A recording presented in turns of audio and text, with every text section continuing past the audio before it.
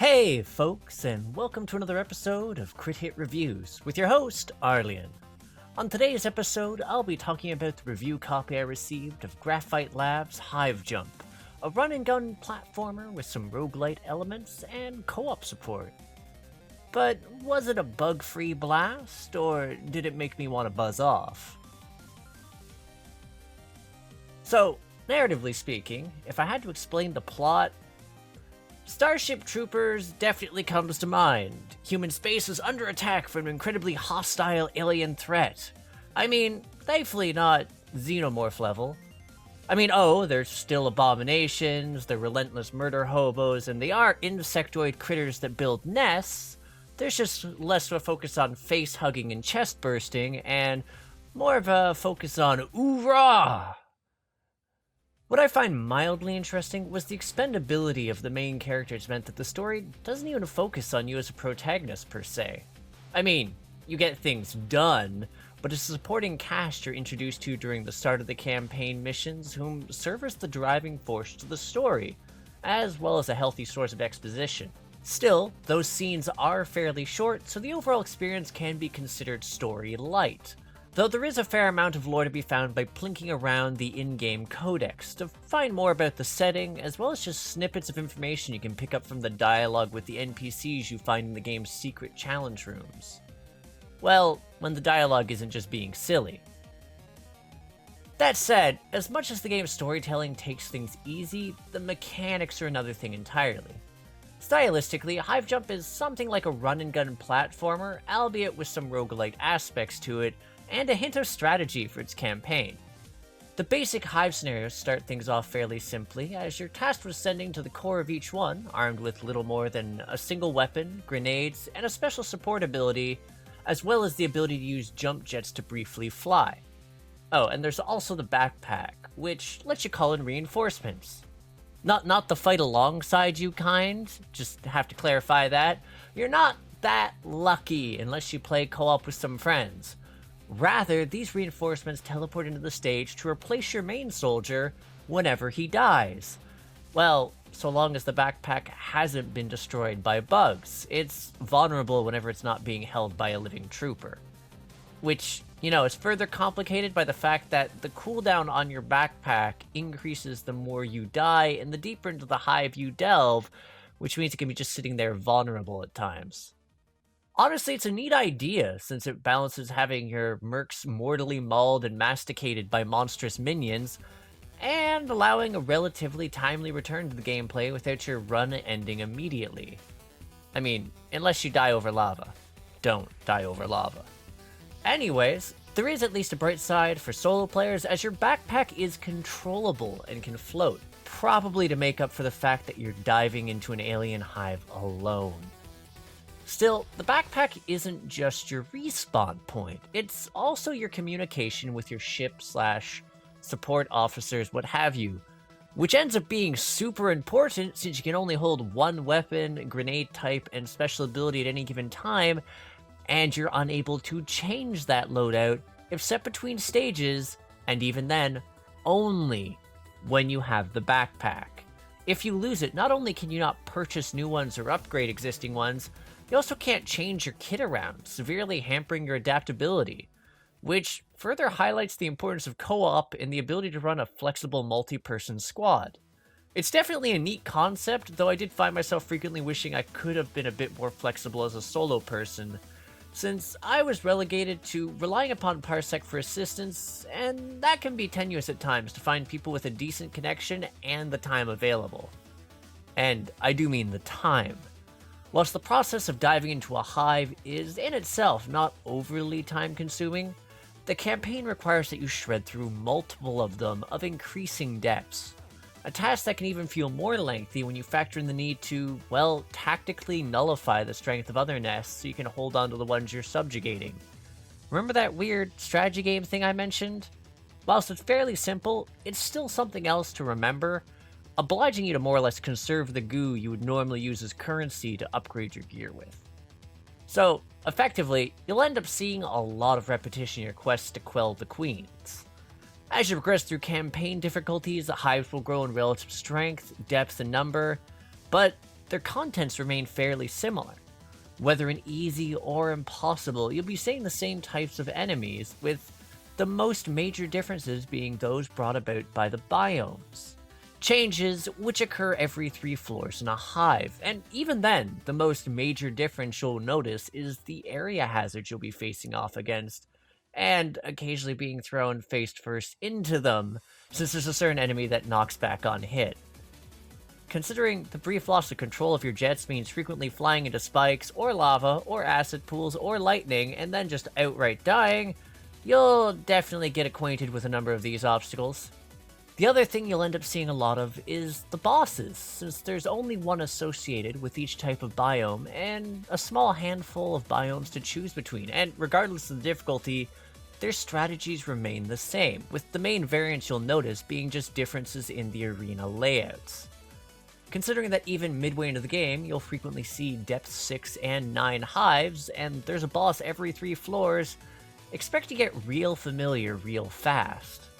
In fact, the biggest bit of variation you'll end up seeing is the general layout of the hives is randomized.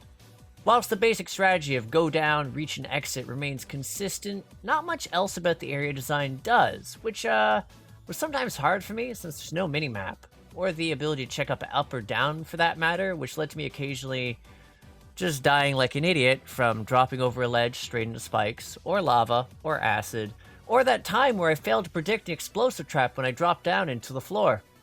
Good times, that. The other random factor to take into account is the relics scattered about. These items provide temporary passive boost to your abilities, albeit only influencing your current hive. Like, seriously, do we just dump the relics at a riverside to hide the evidence of our genocide after every hive? Come on. While you can occasionally find them in crates, mostly you'll find them in optional challenge rooms which combine platforming with problem solving. And they can help a lot, from immunity knockback, damage resistances, to just placating the hive so it's less hostile. I mean, it can also increase the chance the stages end up dark, but you know, hey. For the most part, these things can help you a lot when you finally reach a queen. And see, my first encounter with a queen was magical.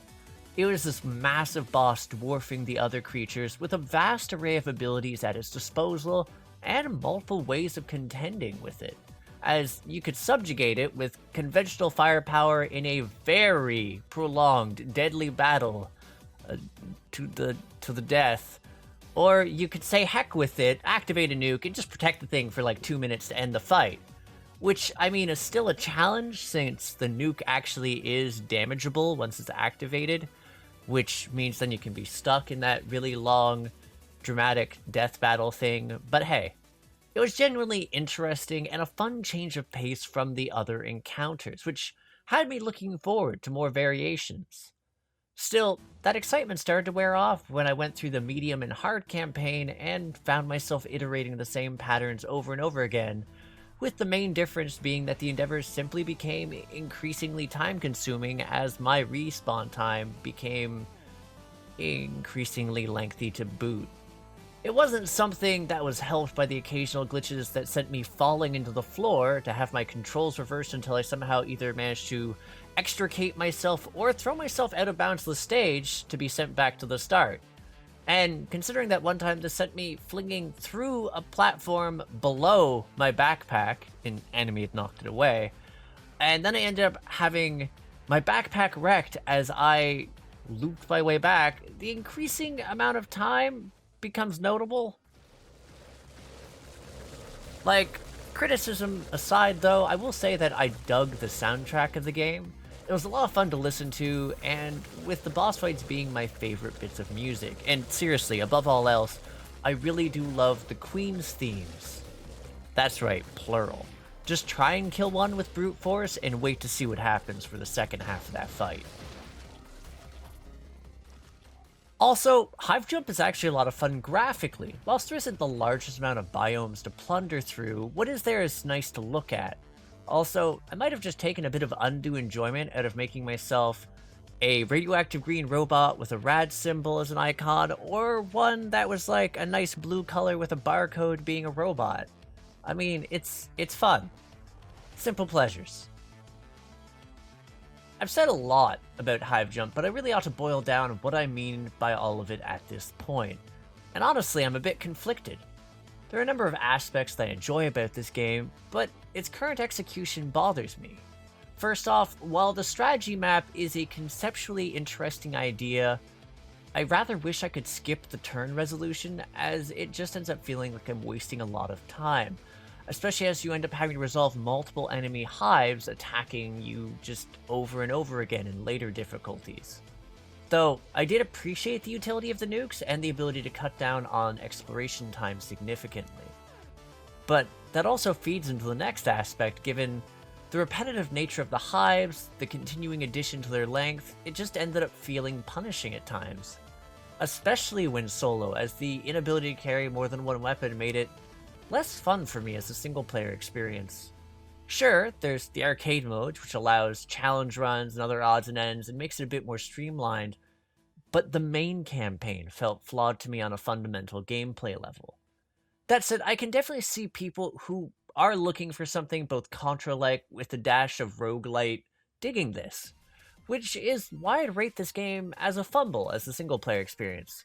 It honestly shines way more as a co-op game, as the ability to tactically build around other players, support each other, and play around with the tension of guarding the backpack just worked better. Whilst there's still a lot of earlier flaws, it's definitely more enjoyable and allows you to experiment more comfortably if you want to, which bumps it from being a fumble when single player to being a tenuous hit if you have a handful of friends you can play this with either in real life or over Parsec with as a co-op game. And with all that said, that's a wrap, so I'd like to thank you folks for both tuning in and sticking till the end. Whether you agree or disagree with my thoughts, I'd love to hear from you folks in the comments. And for those interested in more indie reviews or interviews with the developers, just feel free to hit the subscribe button and the bell icon so you get notified when we have a new release. You can also join our Discord community. Just click the link in the banner or description so you can become a part of our community. It's cozy there, honest. Lastly, if you'd like to help support the channel, we do have a Ko-fi running now to help supplement funds for our lovely editors, and also to make sure that we can continue to provide quality content. The Ko-fi also does things like help supplement funds for when things like my fiance's cat chews through my mouse wire and makes it very non-functional. So you know, there's that. And again, check the description and the banner for them links. Anywho, I'll catch you folks on the next episode of Crit Hit. Take care till then!